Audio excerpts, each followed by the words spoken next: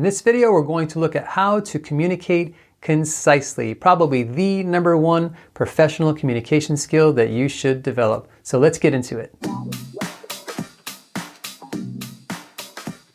Thomas Jefferson once said, "The most valuable of talents is that of never using two words when one word will do."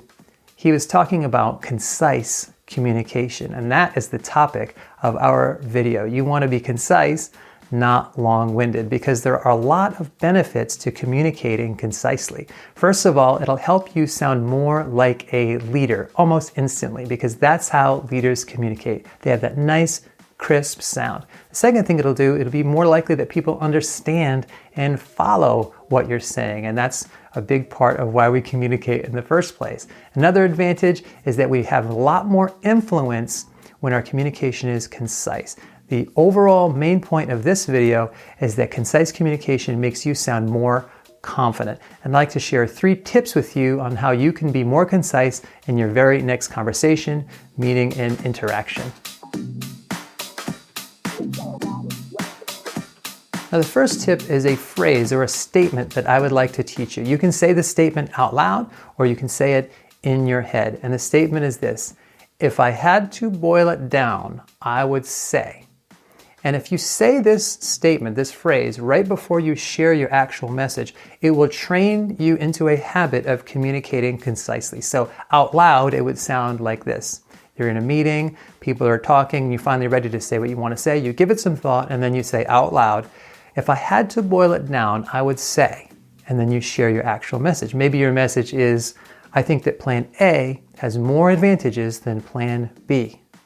And what this phrase does is it cues to you and to the people around you that you're about to bottom line it. You're about to be very concise. And so having said this, it really prompts you to be more concise. It also gives your brain time to think and time to crystallize that message. Now, you don't always have to say it out loud. In fact, many of the clients I've worked with, and even I use this tip myself, I simply say it in my head right before I share my message, and that cues me to be more synthesized and more concise. So I just say in my head, if I had to boil it down right now, I'd say, it sounds like what you're saying is you want to establish healthier boundaries between work and your home life.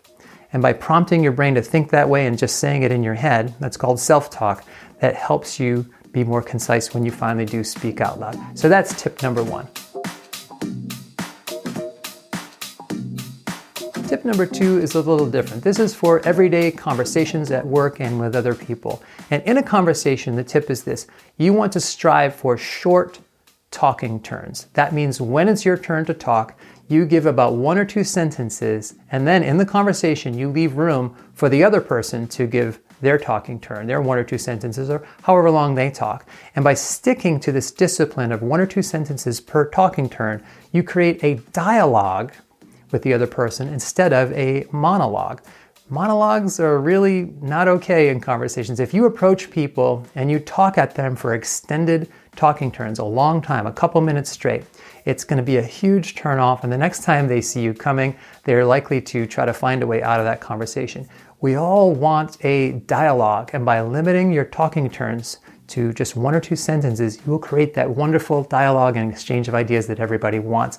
And in fact, as an example, I would like to share with you some dialogue from a movie, from the old movie Rocky, the first one that won the Academy Award. The dialogue in this movie is outstanding, and you'll notice that there are really short talking turns between Adrian and Rocky in this scene right before Rocky's big fight. Rocky says, "I can't do it." Adrian says, "What?" "I can't beat him." "Apollo?" "Yeah, I've been out there walking around and thinking, who am I kidding? I ain't even in this guy's league." "What are you gonna do?" "I don't know." "You work so hard." "Yeah, but that don't matter, because I was nobody before." "Don't say that." So you'll notice in that conversation, there's lots of back and forth. Short talking turns is the way to get there. Now, of course, in a movie, this is not exactly real life because they're really working hard to pare the dialogue down. But it does give us an example of what a nice exchange looks like, because in movies, they know that people want dialogue, not monologue. And we should strive for the same kind of thing in our everyday conversations. So that's tip number 2, short talking turns.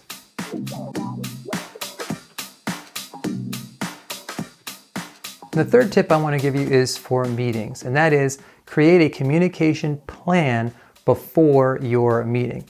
Now what that means is that whatever value that you're supposed to offer at this meeting, whatever participation you have, beforehand you want to create some talking points so that you're really on point and on message during that meeting. And then once you're at the meeting, you stick to the plan.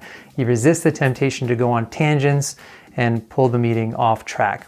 Now, one of the things this will do is when you share your talking turn really concisely, it leaves room for a question and answer and follow-up, and you can flesh out some of the details during that Q&A. This is the way leaders do it. They come with a concise pitch, and then they have a dialogue after that pitch. The other thing you want to do is, if you're in charge of this meeting in any way, is to make sure you end on time every time. And this helps create the overall impression that you're concise. But it also gives you the self-discipline to know that if we're going to end on time, I really have to figure out what I want to say in advance. And so it's a kind of discipline that you can add to your meeting preparation. So those are the 3 tips for being more concise. In summary, concise communication makes you sound more confident. In terms of your homework, your next step, the action that I want you to take, I would like to think of the very next conversation or meeting you have on your calendar and use any of these 3 tips to be more concise during that interaction. And I'd like to finish with a quote from Dennis Roth. If it takes a lot of words to say what you have in mind, give it more thought. Thanks, and I'll see you in the next video. I hope you enjoyed that first lesson in concise communication skills. The next lesson up is on clear communication. And by the way, at any point, if you would like to download the free guide, the quick guide to this course, which summarizes each of the 5 lessons, I will put a link to that download in the description below the video and on this pop-out card here. So let's get into the next video on clear communication.